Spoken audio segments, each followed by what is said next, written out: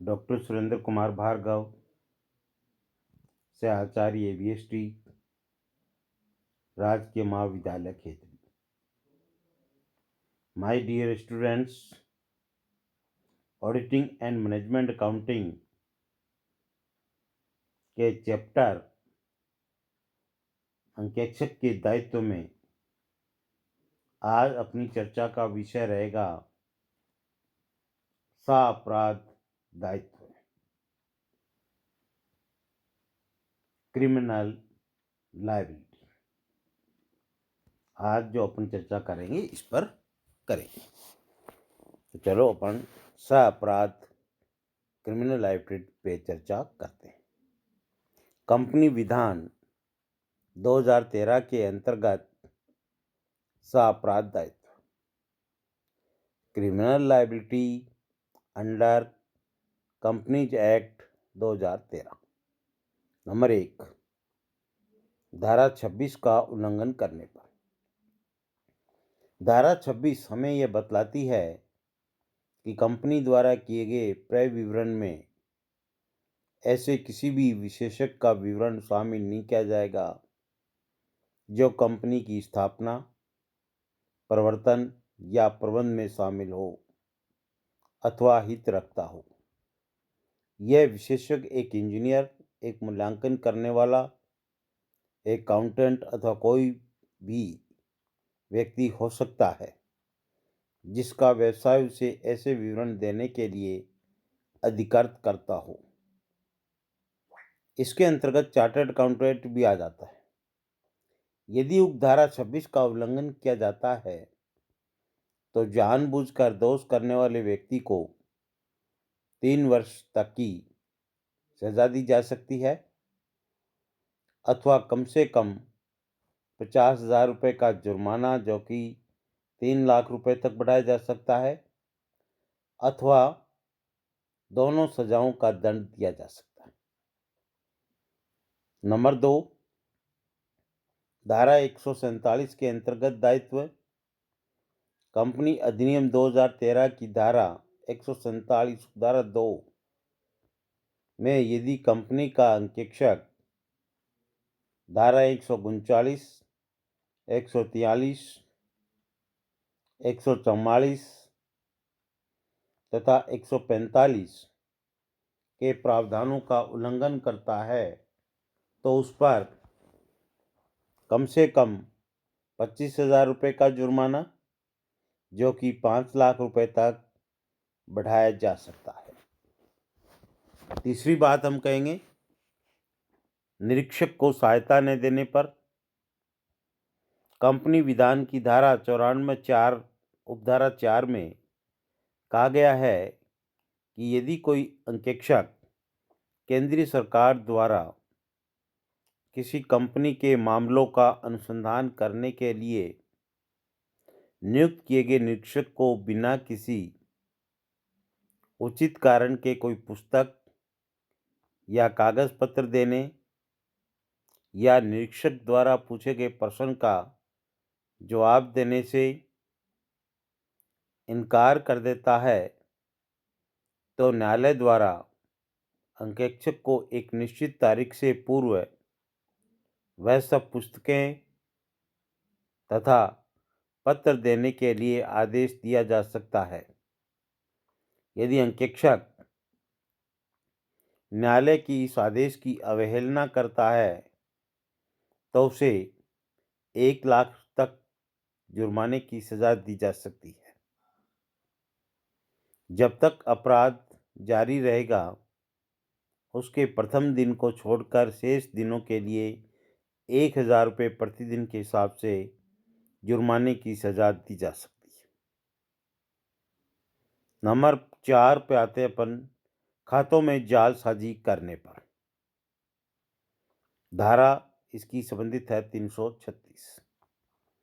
यदि एक ऐसी कंपनी का अंकेक्षक जिसका समापन हो रहा है किसी व्यक्ति को धोखा देने के उद्देश्य से कंपनी की पुस्तकों, कागज पत्रों या प्रतिभूतियों को नष्ट करता है छिपाता है या उसमें झूठी पुष्टि करता है तो उसे कम से कम 3 वर्ष की सज़ा, जिसे 5 वर्ष तक बढ़ाया जा सकता है, तथा कम से कम 1 लाख रुपए तक का जुर्माना, जिसे 3 लाख रुपए तक बढ़ाया जा सकता है, अथवा दोनों सजा दी जा सकती है।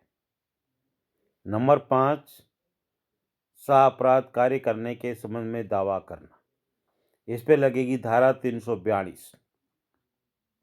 यदि ऐसी कंपनी के संबंध में जिसका समापन हो रहा है, ट्रिब्यूनल को ज्ञात हो कि कंपनी का वर्तमान या भूतपूर्व अंकेक्षक कंपनी के संबंध में अपराध कार्य का दोषी रहा है, तो ट्रिब्यूनल कंपनी के निस्तारक लिक्विडेटर को आदेश दे सकता है कि या तो वह स्वयं उस दोषी अंकेक्षक के विरुद्ध दावा करे अथवा इस मामले को रजिस्ट्रार को सुपर्द करे। नंबर 6 बात, रिपोर्ट आदि में मिथ्या कथन के लिए सजा। इस पे लागू होती है धारा 448। यदि अंकेक्षक किसी विवरण, रिपोर्ट, प्रमाण पत्र, चिट्ठा, क्रय विवरण या अन्य किसी प्रपत्र में कंपनी विधान की आवश्यकता अनुसार कोई बयान देता है और वह बयान जानबूझकर झूठा दिया गया है, अथवा इन प्रपत्रों में किसी सारभूत तथ्य को जानबूझकर छिपा लिया गया है, तो उसे धारा 447 के अनुसार कम से कम 6 माह की सज़ा, जो कि 10 वर्ष तक बढ़ाई जा सकती है, तथा घोटाले में शामिल राशि तक आर्थिक दंड, जिसे 3 गुना तक बढ़ाया जा सकता है, की सज़ा दी जा सकती है। नंबर 7, क्रय विवरण में मिथ्या कथन के संबंध में धारा 34। 1 अप्रैल 1956 के पश्चात निगमित क्रय विवरण में यदि कोई मिथ्या कथन, अनट्रू स्टेटमेंट है और अंकेक्षक ने ऐसे क्रय विवरण के निगमन के लिए अधिकार दिया है, तो उसे धारा 447 के प्रावधानों के अनुसार सजा दी जाएगी। यदि वह प्रमाणित कर देता है कि क्रय विवरण के निगमन के आधार पर उसे विश्वास था कि कथन सत्य था, तो वह इस दायित्व से मुक्त हो जाएगा। नेक्स्ट 8वीं बात पे आते हैं। किसी व्यक्ति को विनियोग करने के लिए उकसाने के संबंध में धारा 36। यदि कोई अंकेक्षक किसी व्यक्ति को किसी कंपनी के अंश अथवा ऋण पत्र खरीदने के लिए, बेचने के लिए या गोपित करने के लिए कपटपूर्ण ढंग से उकसाता है, तो उसे धारा 447 के प्रावधानों के अनुसार सजा दी जाएगी। नंबर 9 लास्ट, झूठी गवाही देने पर